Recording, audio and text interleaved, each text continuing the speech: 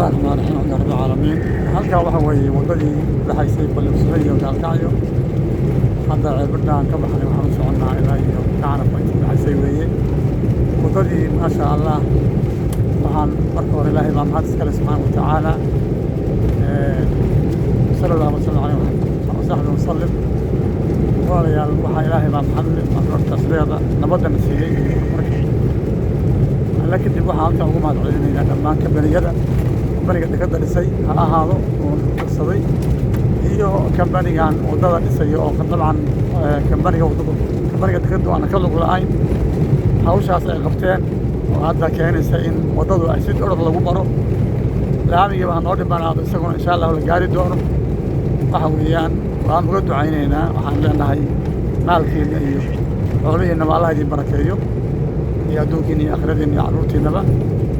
الناس قبل حسنا وحكوا صدقاء الله بعد الموضوع الله صي يو حتى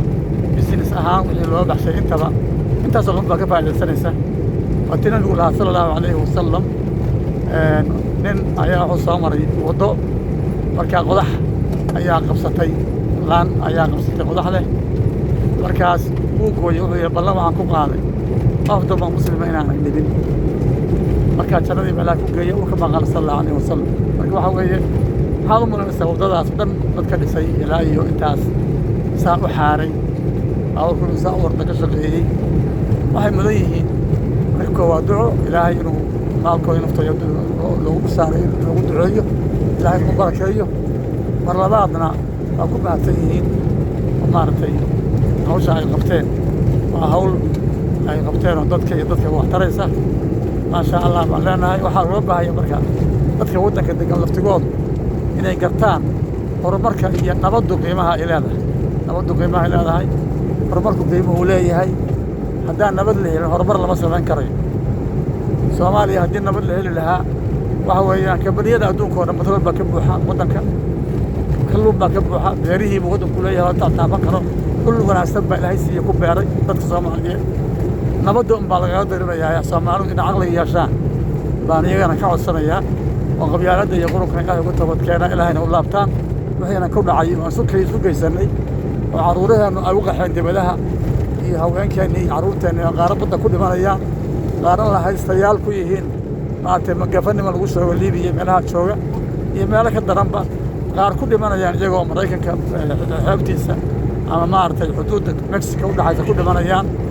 waxaasna ay keentay dhibaatada waddanka taagan iyo colaadda waxa weeyaan in ilaahay uga noqono oo dawladnimo ka shaqeyno iyo walaalnimo islaam baynu nahay dad muslimiin nahay kitaabkeena ana ka badan ilaahayna siiyo subxaanahu wa tacaala baana kuna filan ana kana badan marka dadku haddii isgaaran oo ilaahay u laaban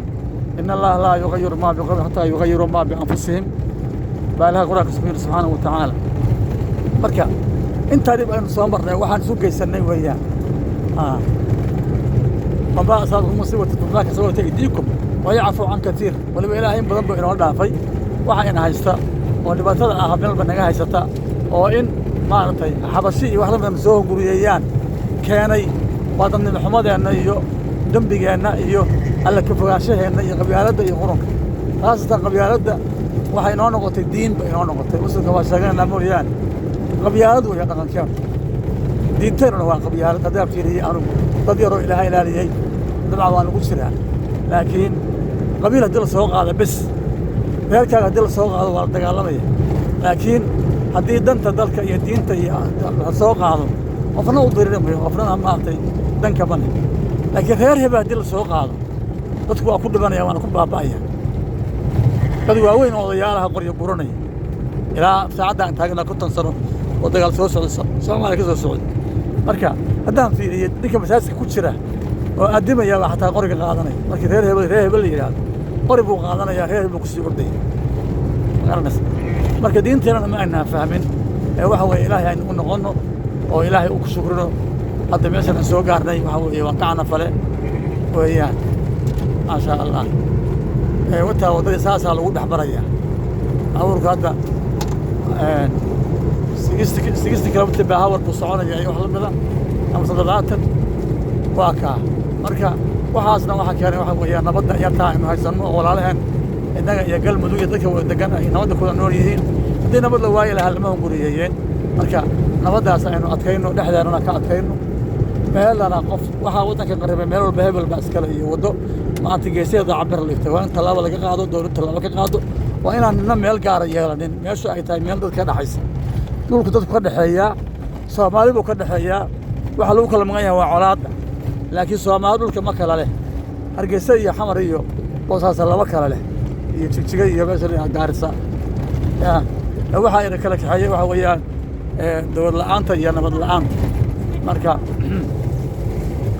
نبض أينه ولا شيء سوق إنه قبيلة إلها بطوبة كأنه وضد مسلم أينه نغنوا إلها الله بندو وعبد المجيد محمد علي تاريخ ما أنت وحوي كوي تبقى رمضان كنا فرقنا فرت سنة جديدة كنا بيجان كوي على تنك بس مارس لا بد كون يو أفراد تنك ويا نشد أمرنا وقعنا فله ولا ريال دنتين أنو قرنوا إلهي ونغنوا وإلهي هنا أنقص كلنا مسلم كنا كده الحمد لله بالعالمين هل أفي هل دين هنا السيء أنقص كلنا أنو دبته يا آخرين حسابتنا قلت لك الله سبحانك اللهم وبحمدك أشهد أن لا إله إلا أنت أستغفرك والسلام عليكم ورحمة الله وبركاته.